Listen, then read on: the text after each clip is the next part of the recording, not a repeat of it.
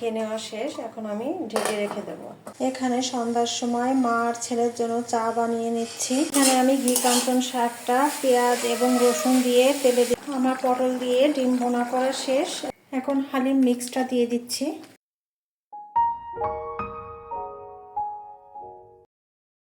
Hello everyone, আসসালামু আলাইকুম, welcome back to our channel. কেমন আছেন সবাই? আমরা আলহামদুলিল্লাহ খুব ভালো আছি।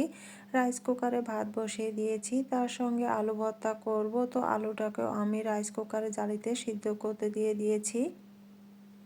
বেগুন ভাজি করব, তার জন্য আমি এখানে বেগুনটাকে লবণ, হলুদ আর একটু মরিচের গুঁড়া দিয়ে মাখিয়ে রাখবো। 10 থেকে 15 মিনিট মাখিয়ে রাখবো, তাহলে দেখাচ্ছে তেলটা কম টানবে। মাখিয়ে নেওয়া শেষ। এখন আমি ঢেকে রেখে দেব। শুকনো মরিচ ভেজে নেব ভর্তা করার জন্য। সামান্য পরিমাণ তেল দিয়ে দেবো কড়াইয়ে। এখন আমি মরিচগুলো দিয়ে দেব। মরিচটা ভেজে নেওয়া শেষ। এখন আমি নামিয়ে নেব।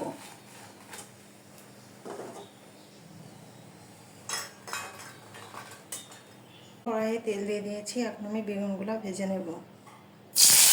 বেগুনটা ভাজি করা শেষ। এখন আমি নামিয়ে নেব। বেগুনের সাথে আমি পেঁয়াজ এবং মরিচ ভেজে দেব, তার জন্য আমি এখানে পেঁয়াজটাকে হালকা একটু ভেজে নিয়েছি। এখন আমি মরিচটাকে অ্যাড করে দেব। মরিচ এবং পেঁয়াজ ভেজে নেওয়া শেষ। এখন আমি বেগুনটাকে এর সঙ্গে অ্যাড করে দিচ্ছি।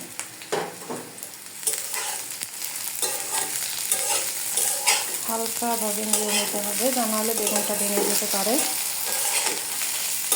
এখানে আমি আপনাদের ভাইয়ের জন্য একটা ডিম ভাজি করে নিচ্ছি।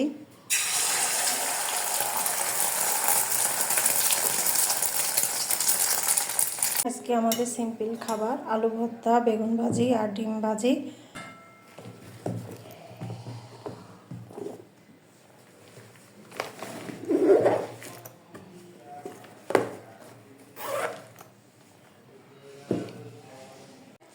রান্নাবান্না শেষ করে আপনাদের ভাইয়াকে বিদায় দিয়ে এখন আমি কিচেনটা ক্লিন করে নিচ্ছি।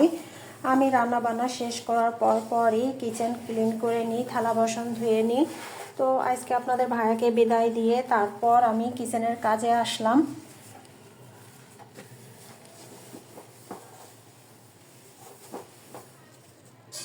অফ ক্যামেরাতে আমি থালা বাসন ধুয়ে নিয়েছি। এই যে বাস্কেটের ভিতরে সব থালা বাসন ধুয়ে উপর দিয়ে দিয়েছি। আর এখানে ডিম নিয়ে নিয়েছি। গতকাল রাতে আপনাদের ভাইয়া ডিম নিয়ে আসছিল, তো এখন ডিমগুলো ধুয়ে একটা ঝুড়িতে রেখে দেব। পানি শুকিয়ে গেলে তারপর ফ্রিজে রেখে দেব। ভিডিওর এই পর্যায়ে আমার মিষ্টি আপু এবং ভাইয়াদের বলছি, যদি আমার ভিডিওটি ভালো লেগে থাকে প্লিজ একটি লাইক দিয়ে দিবেন। আর যারা আমার ভিডিওটিতে নতুন এসেছেন আর আমার চ্যানেলটি নতুন ভিজিট করছেন প্লিজ সাবস্ক্রাইব করে আমার পাশে থেকে যেতে পারেন। আর যারা অলরেডি দুটি কাজই করেছেন তাদেরকে অসংখ্য ধন্যবাদ। এই তো আমার সবগুলো ডিম ধুয়ে নেওয়া শেষ। এখন এভাবে রেখে দেব, পানিটা নিংড়ে গেলে তারপর ফ্রিজে রেখে দেব। এখানে আমি আয়ন বাবুর জন্য একটা ডিম ভাজি করে নিচ্ছি, দুপুরে খাওয়াবো।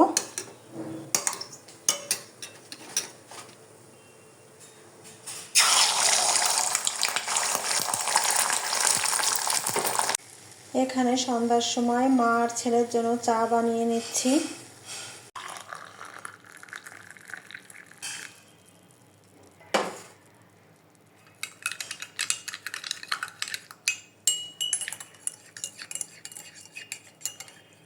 এখানে আমি ঘি কাঞ্চন শাক, লবণ, কাঁচামরিচ দিয়ে সিদ্ধ করে নিচ্ছি।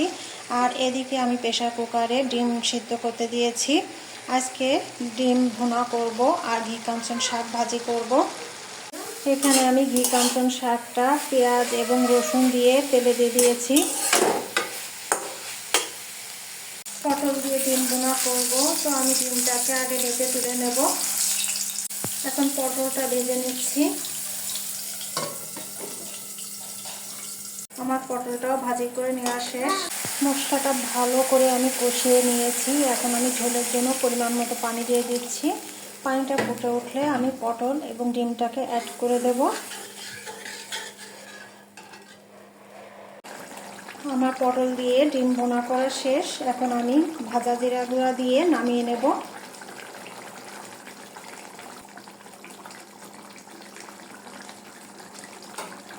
হালিম রান্না করব, তার জন্য আমি আগে পেঁয়াজটাকে বেরেস্তা করে তুলে রাখবো। আমি গতকাল হালিমের মাংসটা রান্না করে রেখেছিলাম। এখন আমি হালিমে যে শস্যটা ওইটা দিয়ে দেব।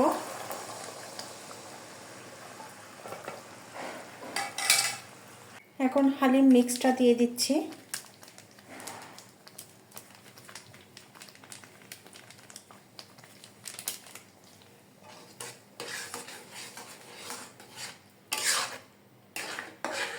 আমি এখানে ফুটান্ত গরম পানি অ্যাড করে দিচ্ছি।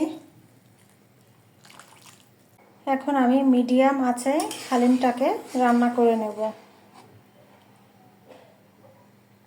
আমার হালিমটা রান্না করা শেষ। এখন আমি হালিম মিক্সের যে মশলাটা সেটা হালকা করে ছিটিয়ে দেব। পেঁয়াজ বেরেস্তাটা উপরে দিয়ে দেব।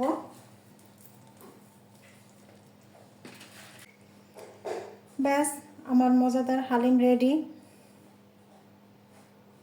রান্না বান্না করার পর কিচেনের অবস্থা খুবই খারাপ হয়ে যায়। এখন আমাকে কিচেন পরিষ্কার করতে হবে, থালা বাসন পরিষ্কার করতে হবে। তো যাই হোক, ভিডিওটি এই পর্যন্ত। সবাই ভালো থাকবেন, সুস্থ থাকবেন, আমাদের জন্য অনেক অনেক বেশি দোয়া করবেন। আল্লাহ হাফেজ, আসসালামু আলাইকুম।